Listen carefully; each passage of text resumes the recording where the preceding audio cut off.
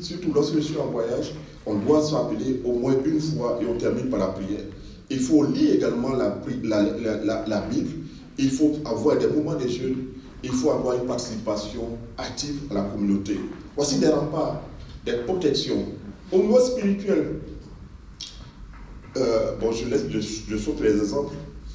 Au niveau spirituel, non, à part le secondaire, au niveau spirituel, mais le pilier 3, ce sont les alliés. Alors, tu ne combats pas seul. Dans ce combat-là, il ne faut pas se retrouver seul. Tu n'es pas Goliath, enfin, pas Goliath, Gorgorat, ou c'est pas quoi, tu n'es pas un grand héros. Il faut s'entourer d'alliés. Et je vais vous citer les alliés que vous pouvez avoir.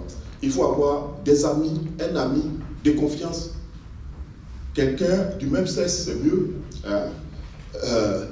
Et qui peut te poser des questions difficiles. Il ne faut pas prendre quelqu'un, un béni oui. Tu vas à gauche, lui il est d'accord. Tu vas à droite, il est d'accord. Tu vas lui dire, mais ok, celui-là il me dit de coucher avec lui.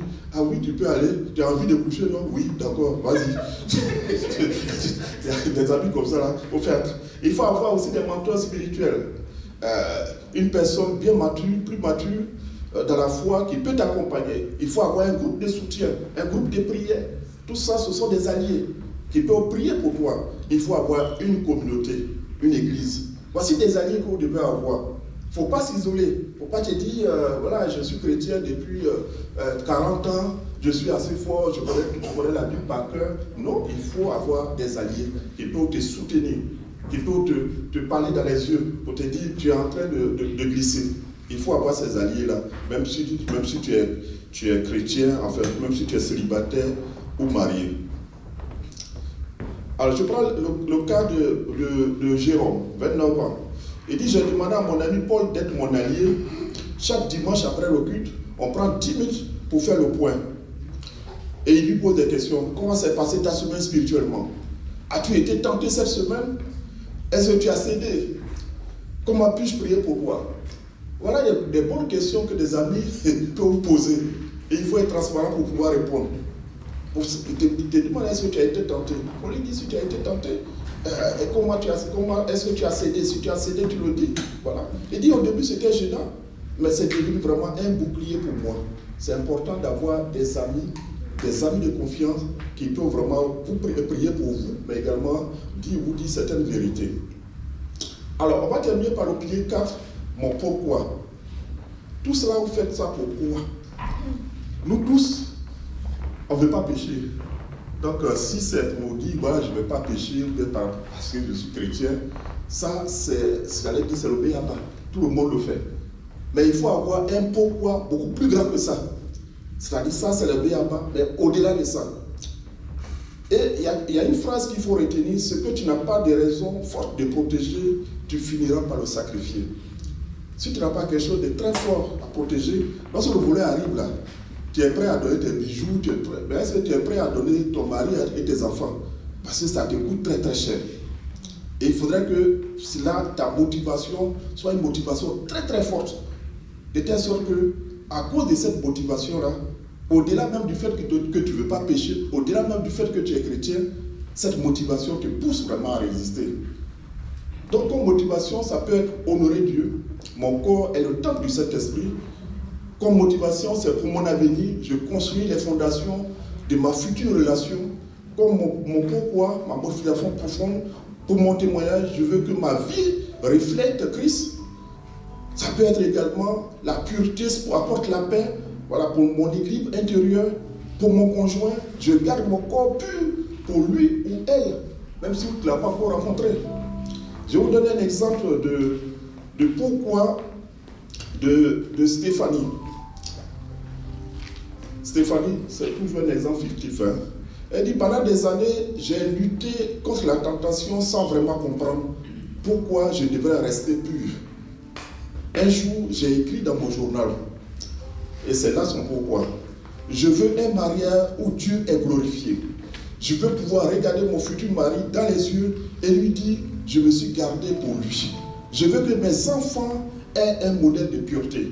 Voilà une fondation très très forte. Voilà une motivation très forte. Lorsqu'ils se sont retrouvés en Europe, où il y avait le pasteur, il ne venait pas, surtout nous qui sommes dans les églises des Blancs, eux-mêmes là, il ne faut même pas t'occuper. Même tu viens prendre la Sainte-Seine, même si tu n'es pas baptisé, ce n'est pas leur affaire. Et dit, c'est toi-même qui dois savoir que tu ne dois pas le prendre. Donc, eux-mêmes, ça nous frustre. Mais lorsqu'on comprend, on dit c'est une responsabilité. Il faut un pourquoi qui vous motive, une motivation très très forte. Et je crois que la motivation de Stéphanie, en tout cas elle me plaît. Je veux un mariage où Dieu est glorifié. Je veux pouvoir regarder mon futur mari dans les yeux et lui dire je me suis gardé pour lui. Je veux que mes enfants aient un modèle de pureté. Peut-être que tu es en France, tu as laissé ton mari au pays là-bas. Pendant plusieurs années, pendant plusieurs mois, le temps que tu aies des papiers. Eh bien, c'est une motivation de lui dire je me suis gardé pour toi. Il faut que ce pourquoi-là soit assez fort. Je vais terminer également par la trousse de secours spirituel. Vous savez, dans les voitures, il faut avoir une trousse, une trousse médicale. Lorsque tu tombes, lorsque tu es un bobo, tu puisses vraiment te soigner. L'heure avance, effectivement, ça fait 30 minutes. Donc voilà. On va y aller. Le temps appartient au Seigneur, il paraît. Ok. Alors, comme tous les secours, je vais terminer dans 5 minutes. Hein.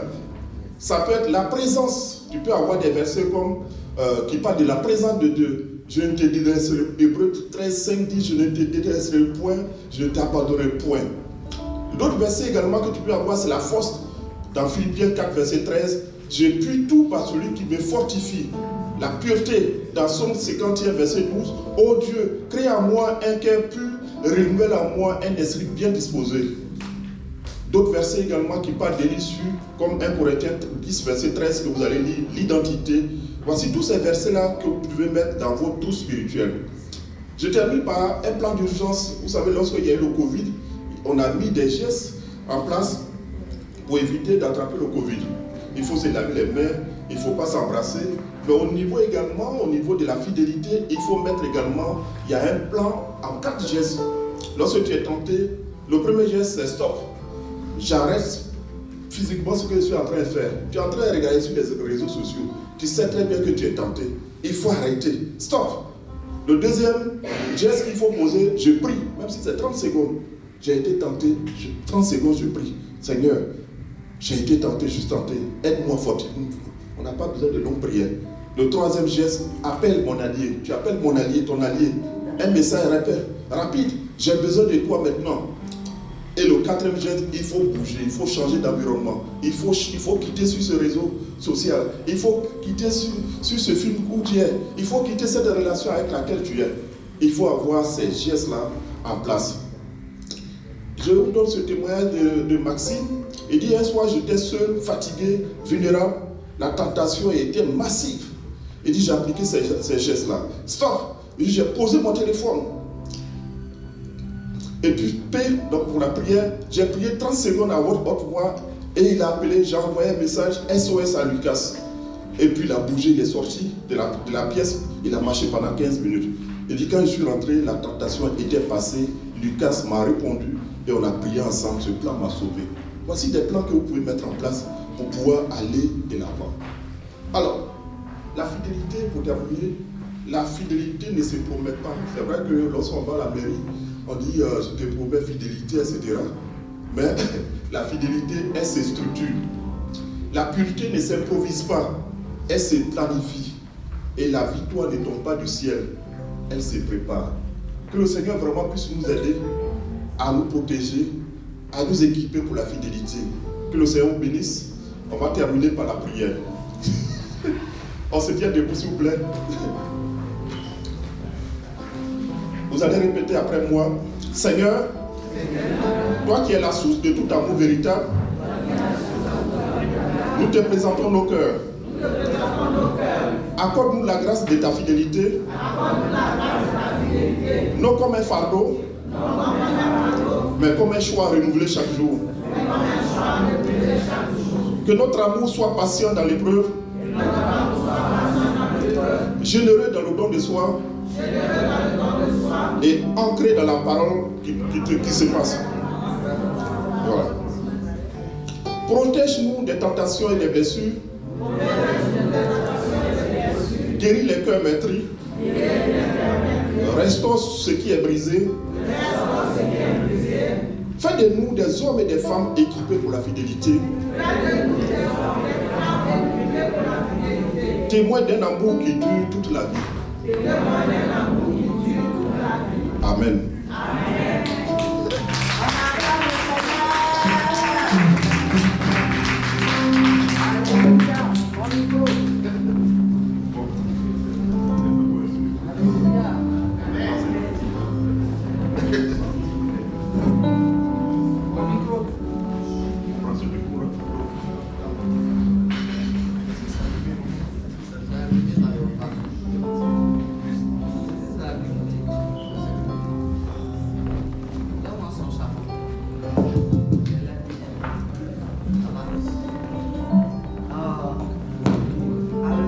Gloire à Dieu.